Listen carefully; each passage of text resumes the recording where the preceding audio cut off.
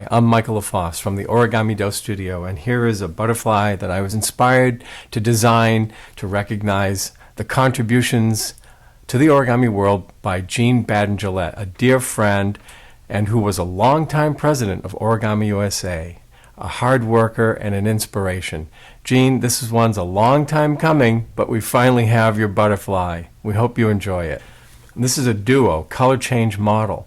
So use a square of paper that's colored differently on both sides. Notice that there's a major color and a minor color. Whichever major color you wish to appear on the wings should be facing up when you begin.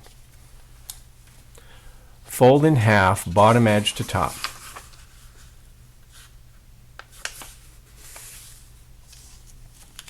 Flip the paper so that the folded edge is the top edge. We're now going to make a series of pinch marks. Take the bottom edge of the top layer to the top edge and make a pinch mark on the right side. Take the same bottom edge, bring it to the level of the pinch mark, and make a new pinch mark. Lay the lower pinch mark upon the upper pinch mark and fold all the way across.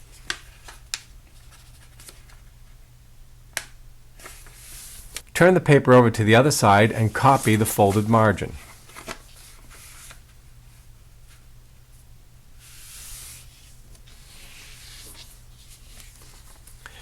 Flip the paper, take the short edge of the top layer and fold it to the top folded edge, creating a triangle flap. Repeat at the other end. Unfold the flaps. One at a time, take the horizontal bottom edge of the triangle flap and fold it to the crease, like this.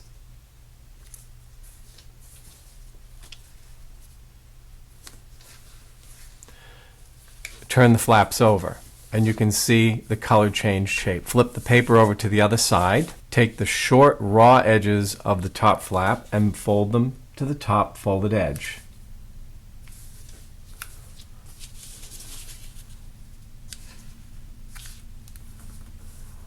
Fold the height of this triangle into equal thirds to create a pattern of triangles with color change, as I'm doing here. And if it looks good, works out well, then you may firmly put your creases in. We'll repeat on the other end. This estimating is actually not that difficult. It's a good skill to hone in origami. We call them rat folds, R-A-T, right about there.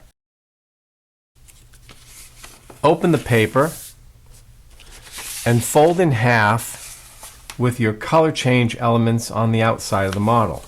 Take the side that has the single triangle motif, using the hinge at the center crease, fold in half, stand that paper straight up and squash fold. Use the crease in alignment with the folded edge for symmetry.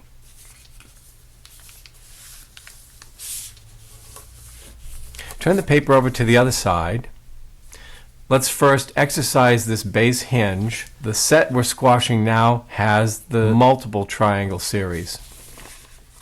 Open and squash symmetrically. So these topmost layers have the small triangle series. That's important for this next step.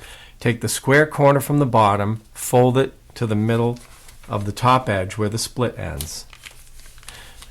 Stand the triangle flap perpendicular to the rest of the paper, tip the paper, and squash fold so that the forewing of the butterfly has a leading edge that runs from the center of the model up to the tip. Now we may squash the rest of the paper flat. So it's asymmetric. Do the same thing on the other half. Take the short edge at the bottom of the hind wing and fold it to align with the folded edge you see here. Unfold. We're going to create an inside reverse fold that goes up to the level of the hind wing that's visible here. So pivoting at this crease end and mountain folding up. Because it's an inside reverse fold, we begin by opening the paper, push the lower edge in using your pre-crease, direct the new folded edge up until it reaches this edge on the hind wing, like that. Let's do the same thing on the other side.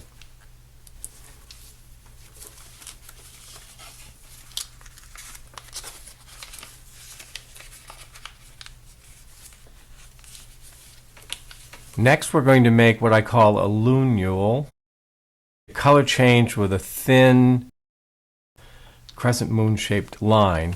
We take the raw edge of the forewings top layer, beginning in the middle, push it over, and then create a tapering and curved line for the color change from end to end,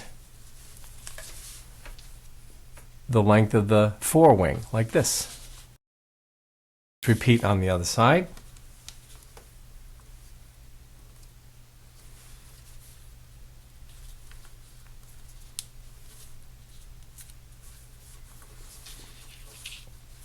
So this completes the patterning for the wings. And by now, Jean, you've noticed that I've used paper colored for origami strawberries.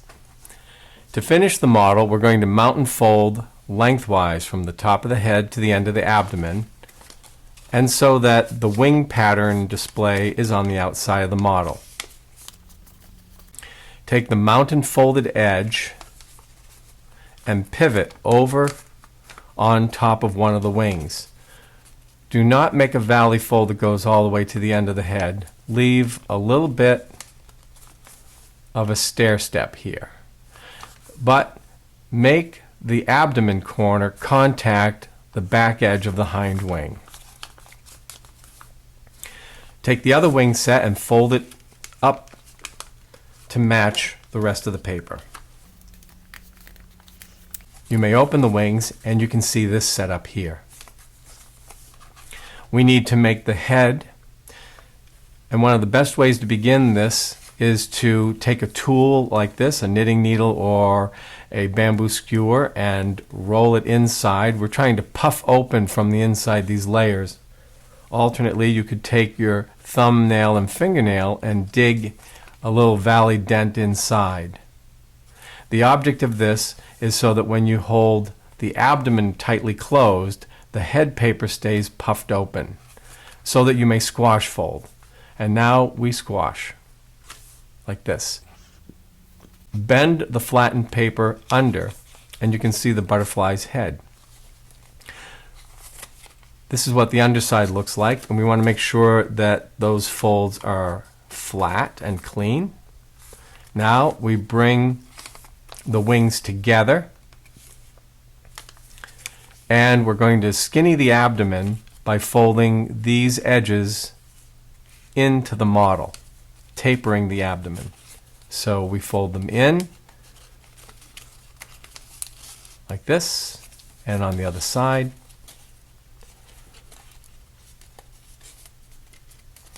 like that. Here's the butterfly's head, and down here where the hind wing begins to emerge from the body paper, we have the two marks that indicate where we bend the wings down, like this. Here's one wing between those two marks, and we fold the other wing to match on the other side.